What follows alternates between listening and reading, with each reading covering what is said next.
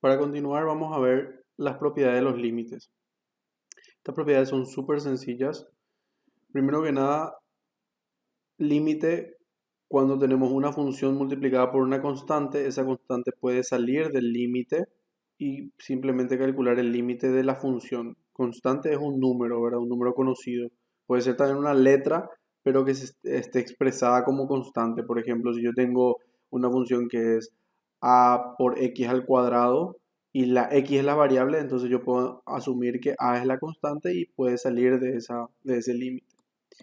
El límite de una constante es igual al valor de la constante. El límite de la x, cuando x tiende a c, es igual a c. O sea, es como sustituir directamente el valor al que tiende x dentro de esta x y eso nos da su valor. Cuando hablamos de operaciones entre funciones, los límites se pueden distribuir en esas funciones. Por ejemplo, si yo tengo el límite de una suma de funciones, entonces puedo distribuir el límite en cada función, ¿verdad? Límite de f más límite de g.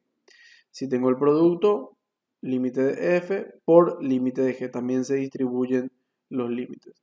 Cuando tengo un cociente, también puedo distribuir en el numerador y en el denominador, siempre y cuando el denominador no sea cero. Límite del que está en el denominador, el que está abajo, tiene que ser distinto de cero. Y cuando tengo una potencia, también el límite puede ir a la base y al exponente. Es como que distribuyo el límite en la base y en el exponente. Entonces, básicamente ese límite se puede ir a cualquier parte, a la suma, a cada uno de los sumandos, por supuesto también se aplica para la resta, a cada uno de los factores de las funciones, al numerador y al denominador, a la base y al exponente, puede repartirse donde quiera. Si tengo una función elevada a un exponente que sea un número real, entonces ese número va como exponente y el límite queda solamente en la base. Lo mismo pasa si tengo una raíz. Puedo meter el límite a la cantidad subradical. Y si tengo un logaritmo, puedo meter al argumento del logaritmo. Como ven, el límite se distribuye donde ustedes quieran.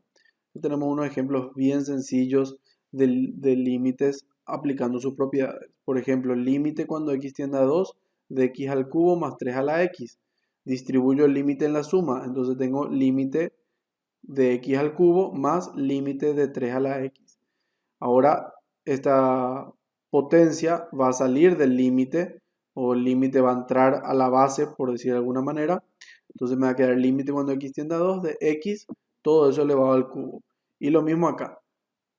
El límite distribuyo a la base y al exponente. Entonces el límite cuando x tiende a 2 de 3 y el límite cuando x tiende a 2 de x.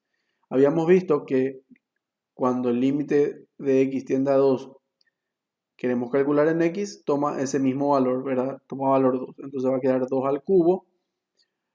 Límite de una constante es el valor de la constante, que es 3. Y el límite cuando x tiende a 2 de x es 2. Entonces va a ser 3 al cuadrado. 2 al cubo, 8, perdón. Y 3 al cuadrado, 9. 8 más 9, 17. Y así podemos aplicar en cualquiera de estas operaciones. Podemos repartir el límite en el numerador y en el denominador, en la constante sacar del límite, la raíz también sacar del límite, la raíz cúbica en este caso, repartir en la suma y después, una vez que llegamos al límite de x, reemplazar el valor que tiene esa tendencia de x tiende a menos 1 y así hallar el valor de ese límite. Podemos aplicar lo mismo para el logaritmo, podemos meter el límite dentro del argumento del logaritmo, podemos distribuir en la resta, podemos meter dentro de la base de una potenciación, el límite de una constante es el valor y al final logaritmo en base 2 de 16 queda igual a 4. Les recuerdo el concepto de logaritmo. Logaritmo en base 2 de 16 quiere decir que yo estoy buscando a qué número tuve que elevar 2 para que me dé 16, que evidentemente es 4, 2 a la cuarta es 16. Bien. En el caso más simple, para calcular el límite al que tiende una función, dice en un cierto punto, bastará con sustituir ese valor. O sea que yo lo que hago acá están aplicadas las propiedades, pero eso mismo yo puedo hacer si yo sustituyo la x igual a 2. Fíjense, 2 al cubo más 3 al cuadrado. Y eso es lo que finalmente obtuve. Acá están todo bien detalladas las propiedades, pero no es necesario que hagamos así siempre. Podemos reemplazar simplemente y si ya hallamos un valor conocido, ese entonces va a ser el límite. Dice acá, esto es posible siempre que el valor obtenido esté determinado o tienda a alguno de los infinitos. Les aclaro que hay veces que una función no funciona así, o sea, esa forma de hacer no funciona, pero son funciones muy particulares que es difícil que nos encontremos con alguna de ellas en este curso. Les dejo una propuesta para quien quiera investigar. Por ejemplo, cuando tenemos 2 elevado a la 1 sobre x. 1 sobre x es nuestro exponente. Cuando x tiende a 0, uno pensaría que su límite va a ser infinito, pero en realidad ese límite no existe y pueden investigar un poco al respecto. Lo que quieran, ¿verdad? Pero son casos particulares. Acá tenemos algunos ejemplos de eso. Límite cuando x tiende a 3 de esta expresión. Entonces acá, como ven, ya sustituí ese valor 3 y hallo el valor del límite. Es importante que mientras no sustituya el valor de la x, escriba el límite. Pero cuando ya sustituí el valor de la x, ya no se escribe el límite. En todos los pasos previos donde yo no sustituya todavía el valor de la x, tengo que acostumbrarme a escribir el límite. Y una vez que sustituyo, ya no hace falta. Límite cuando x tiende a pi sobre 6 de seno de x sobre x, reemplazo ese valor y me da el valor del límite. Un caso particular, cuando x tiende a infinito, 2 menos 1 sobre infinito más 3 sobre infinito al cuadrado. 1 sobre infinito se entiende que es un número dividido sobre un número muy pero muy grande que es el infinito. O infinito al cuadrado que por supuesto va a ser más grande aún.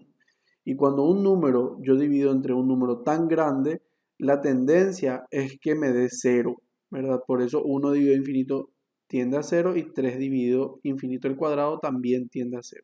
Entonces me queda finalmente que el límite de esta expresión es 2. Habíamos visto que cuando al reemplazar ese valor me sale 0 sobre 0, dijimos que es indeterminado porque no sabemos qué esperar de esa división. Hay otros tipos de indeterminaciones como infinito sobre infinito o infinito por 0 o infinito menos infinito. A todas estas indeterminaciones hay más indeterminaciones, pero estas son las que para nosotros son importantes porque son las que vamos a ver en este curso, ¿verdad? Las otras indeterminaciones como 1 a la infinito ya no van a llegar a desarrollar en este curso. Pero el que quiera o el que le gusta matemáticas siempre puede investigar un poco más. Entonces, para calcular el valor al que tiende esta función que ya habíamos visto en el primer ejemplo, se tendrá que levantar primero la indeterminación. O sea que para saber a qué valor tiende sin usar los límites laterales, así como habíamos hecho, donde hicimos por los costados, no sé si recuerdan la tablita de los límites laterales, hay otros algoritmos, por decir de alguna manera, otros procedimientos para levantar esa indeterminación. Levantar se dice a resolver el límite, o sea, solucionar, no dejar en esa indeterminación, sino que ver a qué tiende realmente la función.